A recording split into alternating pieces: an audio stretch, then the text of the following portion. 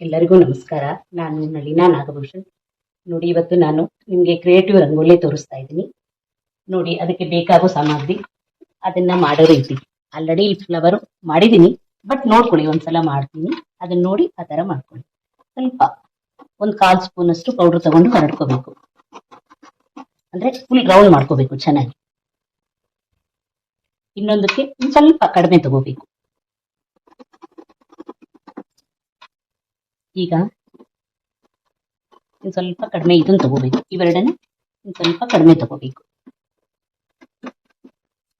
ಅದನ್ನ ನಾವು ಪ್ರೆಸ್ ಮಾಡಬೇಕು. ಬಟ್ ಇದಕ್ಕಿನ್ನೂ ಸ್ವಲ್ಪ ಕಡಿಮೆ ತಗೋಬೇಕು. ಇದಕ್ಕೆ ಇನ್ನೂ ಸ್ವಲ್ಪ ಕಡಿಮೆ ತಗೋಬೇಕು.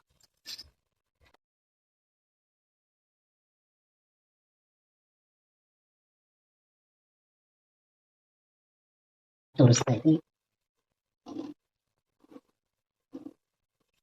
ಹೀಗೆ ಹೀಗೆ ಎಲ್ಲ 4 ಕಡೆ ಒಂದೇ ಲೆವೆಲ್. ಈ ಸೆಂಟ್ರಲ್ಲಿ ಒಂದು ಸ್ವಲ್ಪ ಮೂವ್ ಮಾಡೋದು. ಈಗ ಇದು ಒಂದು ಫ್ಲವರ್ ಆಯ್ತು. ಸೆಂಟ್ರಲ್ಲಿ ಸ್ವಲ್ಪ ಪೌಡರ್ ಹಾಕ್ಬಿಟ್ಟು ರೌಂಡ್ ಮಾಡ್ಬೋದು. ಇದಕ್ಕೆ ಬೇಕಾದ್ರೆ ನಾವು ಬೇರೆ ಕಲರ್ ತುಂಬಿಸ್ಬೋದು. ಈಗ ಜಸ್ಟ್ ಇದನ್ನ ಹೀಗೆ ರೌಂಡ್ ಮಾಡಿ ಸೆಂಟ್ರಲ್ಲಿ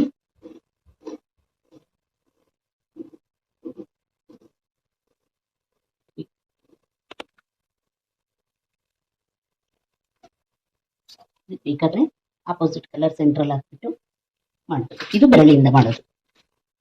ಈಗ ಇದು ಬಡ್ಡಿಂದ ಮಾಡೋದು, ಸೇಮ್ ಫ್ಲವರ್. ಈಗ 2 ರೀತಿ ತೋರಿಸ್ತಾ ಇದ್ದೀನಿ. ಎರಡನ್ನ ಹೀಗೆ ಮಾಡೋದು. ನೋಡಿ ಯಾವ ಸೈಜ್ ಬರುತ್ತೆ. ಓಕೆ, ಮತ್ತೆ ಇನ್ನೊಂದು ಈಗ ಇದನ್ನ ಮಾಡಿದ್ನಲ್ಲ, ಇದನ್ನ ಬಡ್ಡಲ್ಲೇ ಮಾಡೋದು. ನೋಡಿ ಈ ರೀತಿ ಬರುತ್ತೆ. ನಿಮ್ಗೆ ಈ ಪೆಟಲ್ ಹೊರಗಡೆ ಶೇಪ್ ಕಾಣಬೇಕು. ಮತ್ತೆ ಇದನ್ನ ಸ್ವಲ್ಪ ಹರಡ್ಕೊಂಡಿದೀವಲ್ಲ, ಇದಕ್ಕೆ ಮ್ಯಾಚ್ ಸ್ಟಿಕ್ ಇಂದ ಮಾಡೋದು.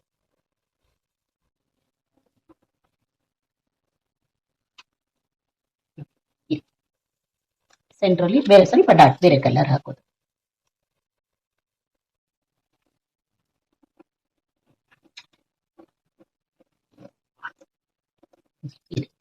ಸೆಂಟ್ರಲ್ಲಿ ಸ್ವಲ್ಪ ಡಾಟ್ ಬೇರೆ ಕಲರ್ ಹಾಕೋದು.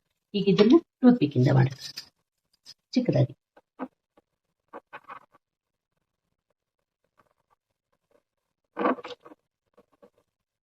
ನಮ್ಗೆ ಎಷ್ಟು ಸೈಜ್ ಬೇಕೋ ಅಷ್ಟು ಸೈಜ್ ಫ್ಲವರ್ ಹಾಕೊಳ್ಳೋದು. ಅಂದ್ರೆ ಇದನ್ನ ರೌಂಡ್ ಆಗಿ ನಾವು ಮಾಡ್ಕೊಳ್ಳೋದು. ಸೇಮ್ ಡಿಸೈನ್ ನಾವು ಮಾಡೋ ರೀತಿಲಿ ಚಿಕ್ಕದಾಗಿ ಚಿಕ್ಕದಾಗಿ ಚಿಕ್ಕದಾಗಿ ಮಾಡ್ಕೋಬಹುದು. ನೋಡಿ ಹೀಗೆ.